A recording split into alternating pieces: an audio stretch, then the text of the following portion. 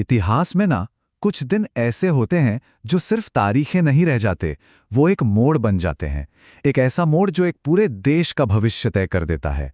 13 अप्रैल 1919 एक ऐसा ही दिन था। आज हम उसी दिन की कहानी को समझेंगे जब अमृतसर के जलियांवाला बाग में मासूमों के खून ने आज़ादी की लड़ाई को हमेशा के लिए बदल दिया।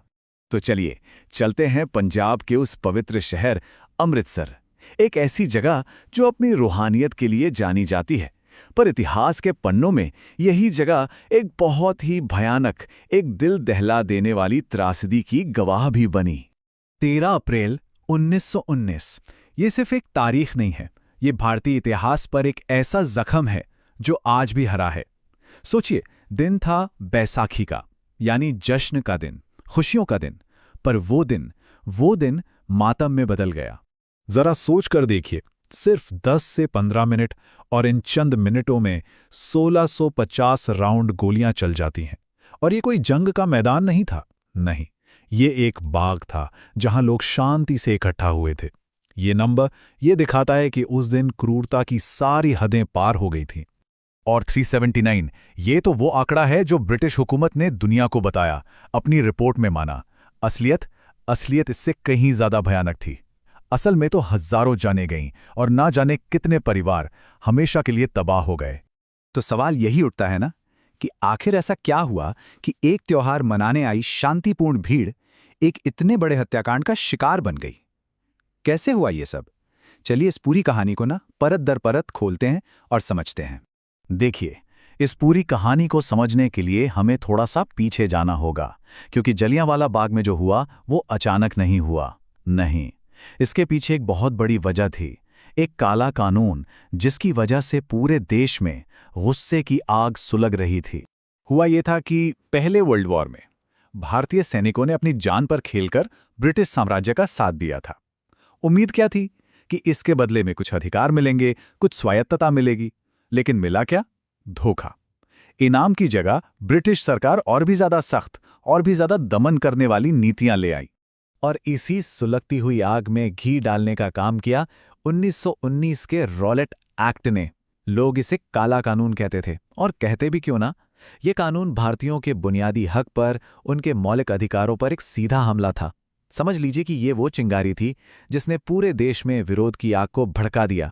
इस काले कानून ने ब्रिटिश सरकार को मतलब बेहिसाब ताकत दे दी थी।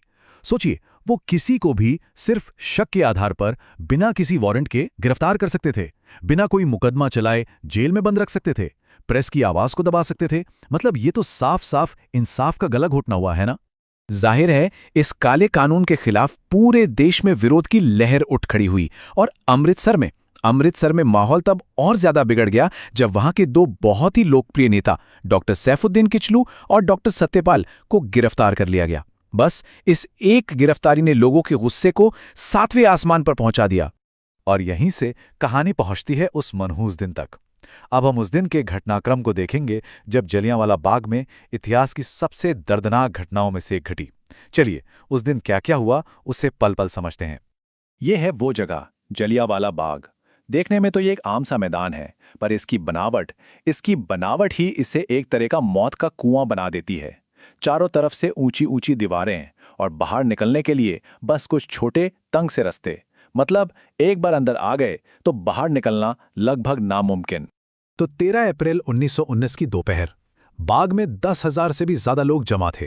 कुछ लोग बैसाखी का त्योहार मनाने आए थे, कुछ अपने नेताओं की गिरफ्तारी का शांति से विरोध करने। सब कुछ शांतिपूर्ण था, पर फिर शाम करीब 5:30 बजे जनरल डायर अपनी फौजी टुकड़ी के साथ वहां आ धमका।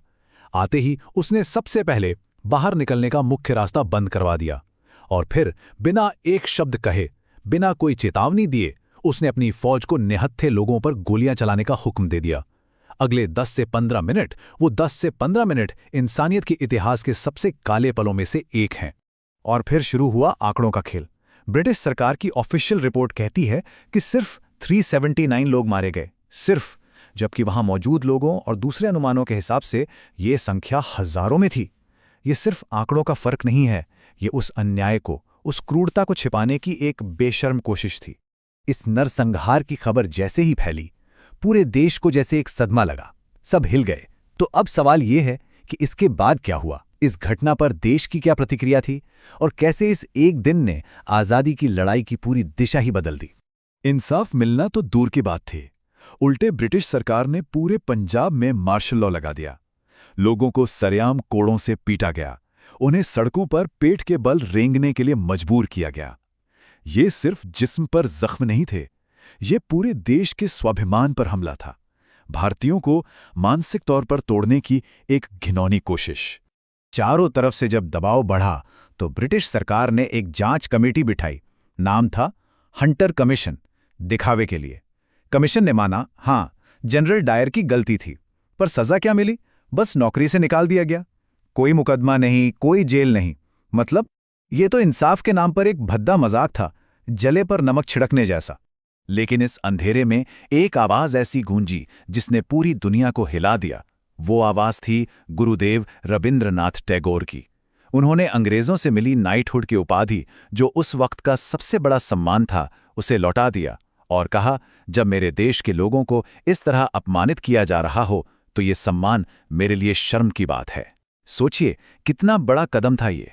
तो अब आते हैं इस कहानी के सबसे अहम हिस्से पर। आखिर इस हत्याकांड का लॉन्ग टर्म असर क्या हुआ? कैसे इस एक दिन ने भारत के इतिहास को हमेशा हमेशा के लिए बदल कर रख दिया? ये वो मोड़ था जिसके बाद आज़ादी की लड़ाई के लिए पीछे हटने का कोई रास्ता नहीं बचा था। सबसे बड़ा असर तो लोगों की सोच पर हुआ। जलियांवाला बाग ने ब्रिटिश राज के न्याय और इंसानियत वाले नकाब को एक झटके में नोचकर फेंक दिया। अब सबको साफ साफ दिखने लगा था कि ये हुकूमत इंसाफ पर नहीं बल्कि ताकत और जुल्म के दम पर टिकी है। तो ये घटना एक तरह का कैटलिस्ट बन गई, एक चिंगारी जिसने कई बदलावों को हवा दी। पहला, इसने ब्रिटिश राज का असली क्रूर चेहरा दुनिया के सामने बेनकाब कर दिया। दूसरा, इसने इंडियन नेशनल कांग्रेस को, जो अब तक सिर्फ अर्जियों और याचिकाओं पर यकीन करती थी, उसे सड़कों पर उतरकर बड़े आंदोलन करने पर मजबूर कर दिया। और तीसरा और सबसे अहम, इसी घटना के बाद महात्मा गांधी ने अपना पहला बड़ा देशव्यापी आंदोलन 1920 का असहयोग आंदोलन शुरू किया। अच्छा, यहां पर अक्सर दो नामों में कंफ्यूजन होता है, तो उसे साफ कर लेते हैं। गोलियां चलाने का ऑर्डर देने वाला था जनरल रेजिनॉल्ड डायर, जो मौके पर मौजूद था। लेकिन इन सब दमनकारी नीतियों के पीछे जिसका दिमाग था वो था माइकल ओ ड्वायर, पंजाब का लेफ्टिनेंट गवर्नर। मतलब एक ने गोली चलाई तो दूसरे ने बंदूक थमाई, जिम्मेदार दोनों थे। और इस कहानी की गूंज सालों तक, दशकों तक सुनाई देती रही। जख्म इतने गहरे थे। जानते हैं, 21 साल बाद 1940 में एक क्रांतिकारी उधम सिंह ने लंदन जाकर माइकल ओ ड्वायर की हत्या कर दी, जलियांवाला बाग का बदला लेने के लिए। ये दिखाता है कि लोगों के दिलों में आग बुझी नहीं थी।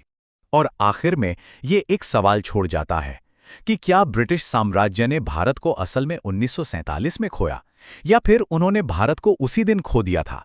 1919 की उस खूनी दोपहर में, जब जलियांवाला बाग में बहे खून ने आज़ादी की उस आग को भड़का दिया था जिसे बुझाना नामुमकिन था। सोचिएगा जरूर।